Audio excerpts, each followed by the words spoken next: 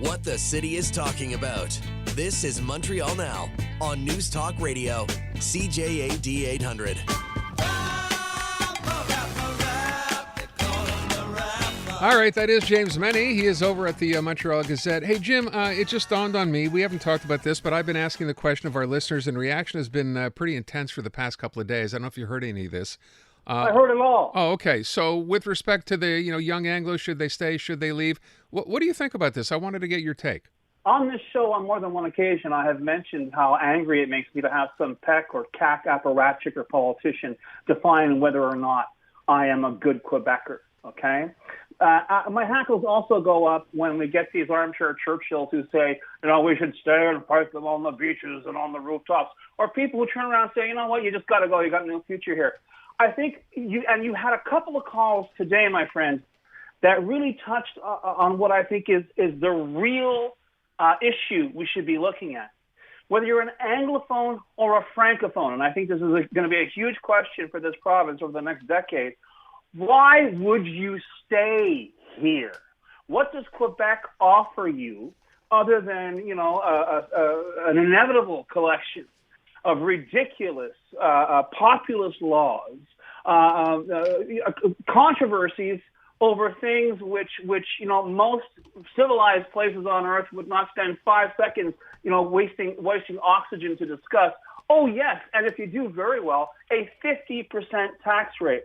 I think the whole idea right now for any 18 to 34-year-old who's Francophone or Anglophone is, where do I go? I'm going to go to the opportunities. There is no kind of, we must stay here because of A, B, and C. I'm very sorry. To those of you who say you should fight, I understand what you're saying, but you have to understand that your reinforcements, your backup, your reserve, Justin Trudeau, Pierre Poilievre, Jagmeet Singh, don't care a rat's fuzzy butt about your rights in Quebec, okay? They're just interested in keeping their seats or getting their seats in Quebec. That's it. End of story. It's a terrible thing to say, but unfortunately, it is 1,000% true, okay? We are politically worthless to any of those guys. So that's the thing.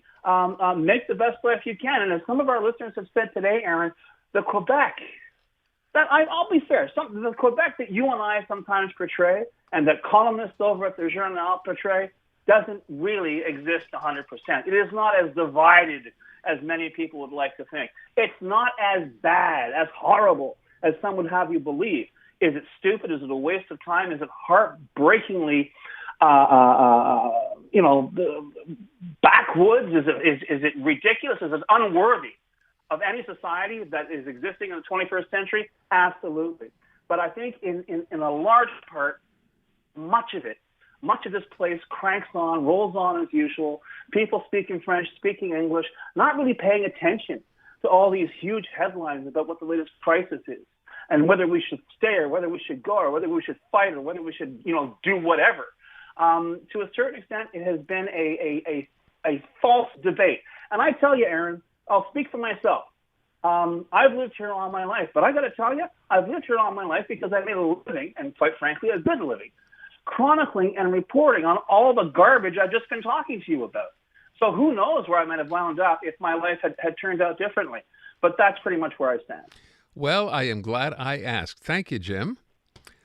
There you go. Okay, good. I like that. And for the people who did call up, I think that's interesting to note, right? This idea of opportunity. I don't know if you heard the one guy said he used to live here. He's now living in England. He was working on an Olympics. Absolutely. You know what? That's great. If you go for opportunity, that's what you go for, right? Aaron, I'll leave it alone after this, but a couple of friends of mine, their kids, okay, they don't work in Quebec. They don't work in Canada. But it's not because, oh my gosh, I felt so oppressed. They had great opportunities. Right, exactly. Elsewhere, and this is the world we live in now. So this idea of coming back, it's not the 80s or the 90s, and it's kind of nostalgia. Oh, I miss Montreal. Have you seen Montreal lately? It's probably not what you remember. But all that said, you know what? Everybody, we know what's going on.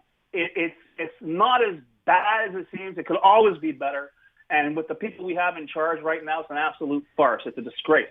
But all that said, it's not quite as dark as some would make out. I would leave it at this, except I'm going to ask you one last thing. Do you ever think we will come back to a time when we will have people like an Eric Maldoff, like a Robert Libman, start an Alliance Quebec or an Equality Party, or are those days gone and not coming back?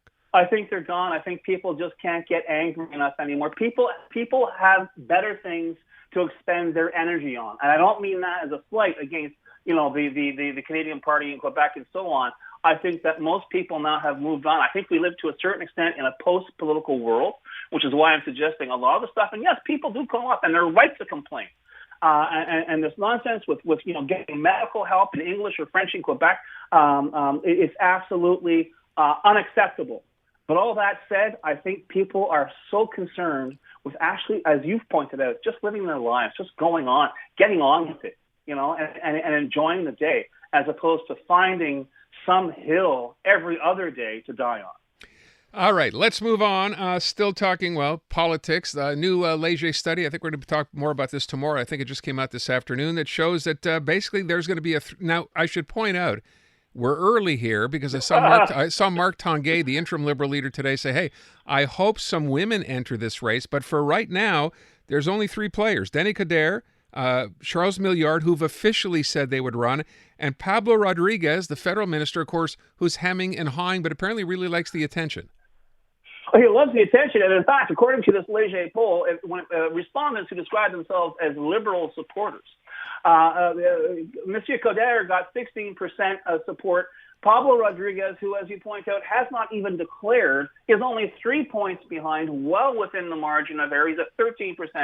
Marc Tanguay, who doesn't want the job, is at 11%. And Charles Milliard is coming in at 7%. Bad news for Fred Beauchemin, coming in at a big fat 1%. Ooh. I'm not really sure he may be following through on his plan, but you never know. Antoine Dion-Charette, who has said he wants to run in the election. He says he has no interest in the leadership. That's good because he's polling at 4% with Liberal supporters. And François-Philippe Champagne, and in fact, this survey was conducted the day that he announced he wasn't interested in the job. He still polled 6%. I really get the impression there is perhaps a need within the rank and file of the Quebec Liberals for some, how can I put it, federal backup. I'm not sure that is going to be the advantage many think that it will be. And in fact, when Monsieur Rodriguez was being scrummed earlier this week on his intentions, there's a suggestion in some of the questions that, are you waiting to see what happens in the by-election in LaSalle and Mard before you decide to make the jump to the provincial Liberals? In other words, if another theoretically super safe seat for the federal Liberals falls to somebody else, will you be leading an orderly exit towards the doors for the federal Liberal Party? I think that may well be the case, but let's face it. Well, I have a thinking suspicion we're not going to hear from Monsieur Rodriguez until after the by-election, which is the second Monday in September. All right, let me move on and talk about something. I had Randy Boissonneau, the federal minister for employment, on earlier this afternoon. So we know yesterday the announcement for the prime minister talking about temporary foreign workers, how that's all going to change. And I asked the question, Jim, because it's a fair question to ask, I think, right? This is a policy introduced by the Liberals who've now decided, well, you know what, we're going to go back and go to what it was before. And his answer to that was, well, you have to remember the pandemic, right? Unemployment was so high in Canada, we had to do something. That's why we did it. We're no longer in a pandemic. That's why we're going back. You buying that? No, but what I am seeing, and it was so funny because remember Pet Rocks? They came out of nowhere, and all of a sudden everybody had to have one. Yeah. So now it seems like the issue of immigration is like the whole idea of Pet Rocks. The Quebec Liberals who have been saying that, stop your complaining about immigration. We need immigrants. In January, Marc Tanguay was saying we must have them. They've got to fill the jobs. We've got this labor shortage. Don't be ridiculous. Now he is saying that, our capacity to integrate immigrants of any type into Quebec is completely overcome. In other words, he's echoing what François Legault has been saying for months, and quite rightly so. I'm very sorry. I'm not a fan of Legault, but he's not wrong on this.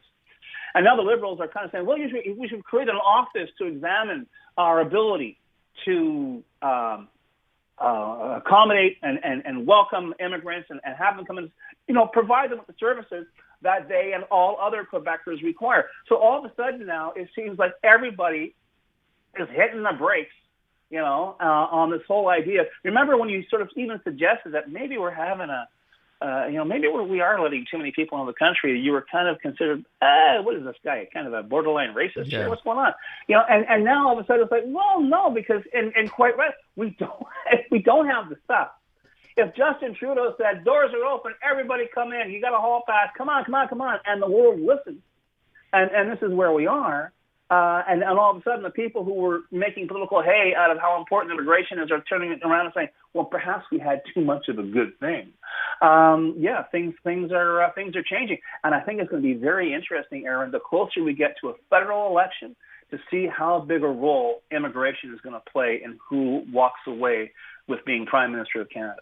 Yeah, I think you're right. I think that does all of a sudden come into play. And, there's also still to come from this cabinet retreat, the decision on what they're going to do about permanent residents coming to Canada, right? Well, absolutely. But this is, there was one of my colleagues, one of my Francophone colleagues wrote earlier today that this whole thing, I was talking about these announcements from Justin Trudeau.